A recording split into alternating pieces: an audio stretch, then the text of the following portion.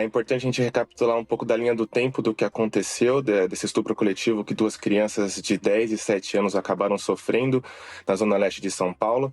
Como eu disse, o crime aconteceu no dia 21 de abril, no bairro União de Vila Nova, na zona leste de São Paulo, quando 4 adolescentes e um adulto, identificado como Alessandro Martins dos Santos, de 21 anos, atraíram essas 2 crianças a um imóvel ali na região, com a desculpa de que iriam soltar pipa.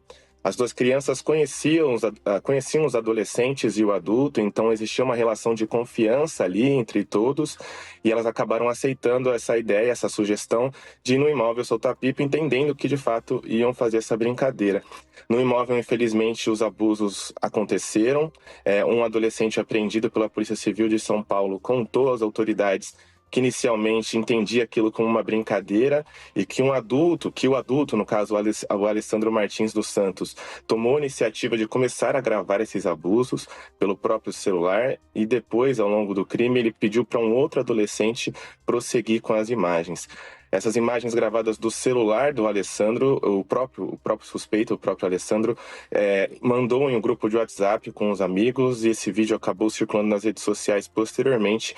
Inclusive, por conta dessa divulgação, a irmã de uma dessas crianças, que não mora ali com a família, não mora no bairro, identificou o irmão nesse vídeo e entrou com um boletim de ocorrência na Polícia Civil 3 dias depois do crime, ou seja, dia 24 de abril.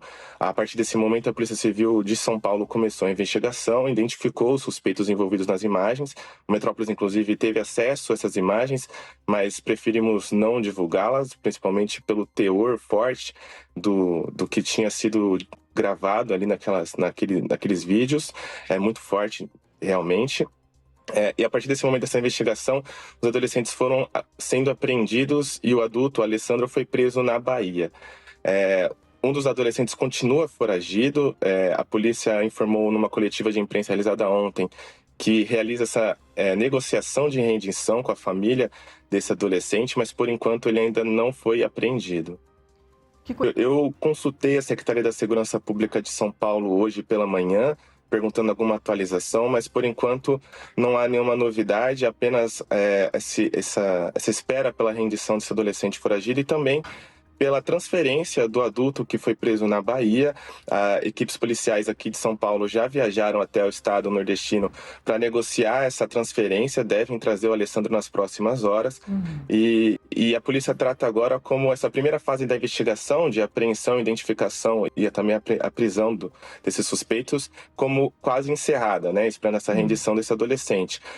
A gente já divulgou ao longo dessas matérias que agora a investigação prossegue para fases posteriores, como a identificação daqueles que compartilharam esses vídeos.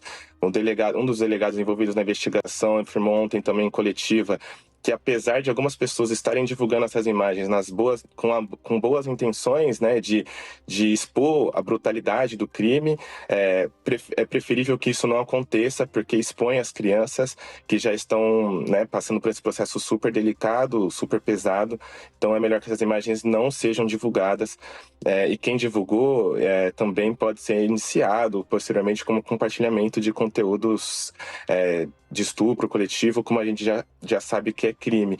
Além disso, a polícia trabalha numa área de investigação contra algumas pessoas da comunidade que essas crianças vivem, que teriam ameaçado as famílias dessas crianças para que não entrasse com o registro de boletim de ocorrência.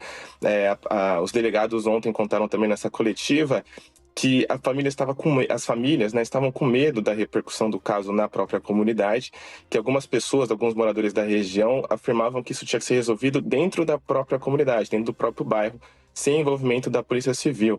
E aí entra o que eu já mencionei, que a irmã de dessas crianças que não mora na região, identificou o irmão nos vídeos e entrou com boletim de ocorrência. E a Polícia Civil até afirmou que teve alguma dificuldade no começo das investigações, porque não tinham muitas informações, principalmente quanto ao endereço do ocorrido, mas que depois essas dificuldades foram sendo superadas e a identificação dos adolescentes aconteceu.